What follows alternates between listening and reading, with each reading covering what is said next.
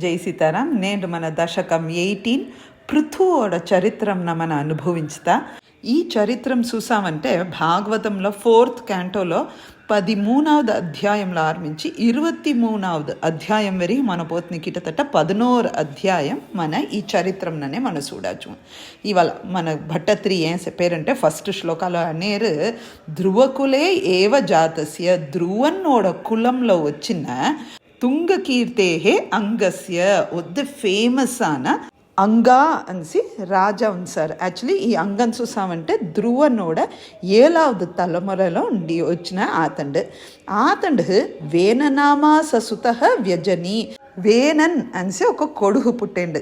ఆ బిడ్డనో వద్దు మిత్తవేన గుణంట మొత్తం సెడ్డ గుణంతో ఉండిన వాండు దేనికి వాండి ఇట్ట ఉంచాండు అని చూసామంటే ఈ వేనన్నోడ అమ్మ సైడ్ వచ్చి ఒక అసుర కులం. ఆ ఒక కారణాన్ని ఈ బిడ్డహోని వద్దు మిత్తవైన గుణంతో ఉండారు. రాజా ఈ బిడ్డని ఎట్ట సెరిసేసింది తెలాహండా త్వత్పాదే హే కృష్ణ నీ పాదం మొట్టే అనిసి ఎంచుంటాని నిహిత మనాహ తనోడ మనసున దానిలోనే ఊర్మిళై పడితే వనం గత అభూత్ తన వానప్రస్థానికి సకైనారు. అయ్య వనానికి పోయిన గెడ్లో దీననే సెకండ్ శ్లోకాలు చూసాంటే వేనహ పాపహ అపి వద్దు కెట్ట బుద్ధితో వద్దు కీల్తనమాన బుద్ధితో ఉండిన వేనన్ ఆన వాటిని ఎట్ట ఉంచాండు కఠోర వీర్య వెరీ వెరీ స్ట్రాంగ్గా ఉండిందా నుంచి అక్కడ ఉండ పౌరాధ్యై అనేరు కూడిన మక్కలన్నీ వేసేసారు. ఈ నాటు వచ్చి రాజా లేకుండా ఉండకూడదేహ వీణనే క్షితితల పాలనాయ ఈ భూమిన పాదాకాలే ఒక రాజా ఉండాలి అనే దానికి ఈ వేనన్ననే ఉపనిహిత వీణ రాజా సార్.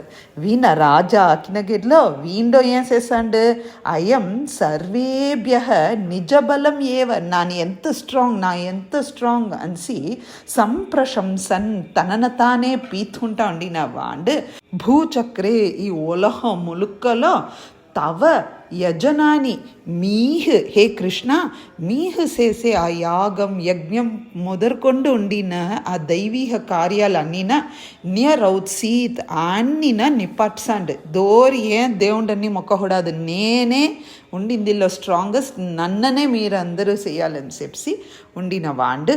அடுத்தது 3rd శ్లోకాలు చూసా అంటే తాపసౌఘేహే అనే అప్పుడు ఒక కూడిన మునివర్గలన్నీ వచ్చి హిత కథనాయ వాండుకు మంచిది చెయ్యాలనే దానికోసం వాండుకు అడ్వైస్ ఇస్తే వాండో మత్త అన్య కశ్చన భువనపతిహీన నన్న ఈ భూమిలో వేరు కూడిన వాళ్ళు అన్న గెడ్లో మునీశ్వరై శాపాగ్నౌ మునివర్గలన్నీ తన్నోడ తపోబలం మూలంగా శాపం ఇచ్చారు.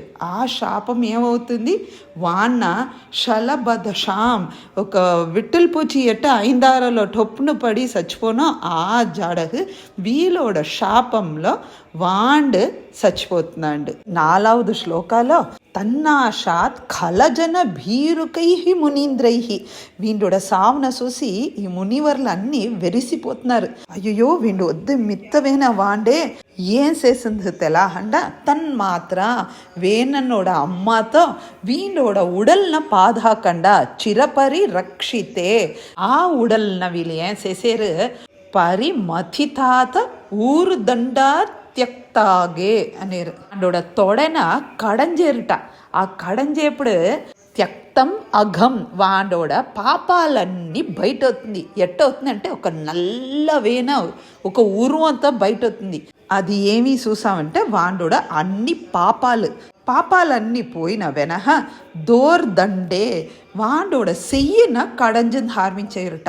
ఆ సెయ్యినక పరమతితే అనేరు కడంజేపుడు త్వం ఆవిరాసి హే భగవన్న మీరే వాండోడ సెయ్యిలుండి తోன்றினாரு అనేరు. సర్వత్ర గోవిందనామ సంకీర్తనం గోవింద గోవింద.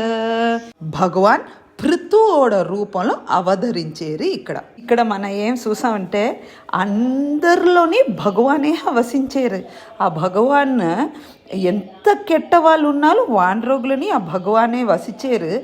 వాండ్రోగులో ఉండిన ఆ పాపాలు ఆ కెట్టది నీంగిన గెడ్లో భగవాన్ ప్రకాశించేరు అనేదే ఇక్కడ మన చూడాల్సిన విషయం. మేర్కొండ ఏం నడుతుంది అనేది రేటి అనుభవించుతా. జై సీతారాం.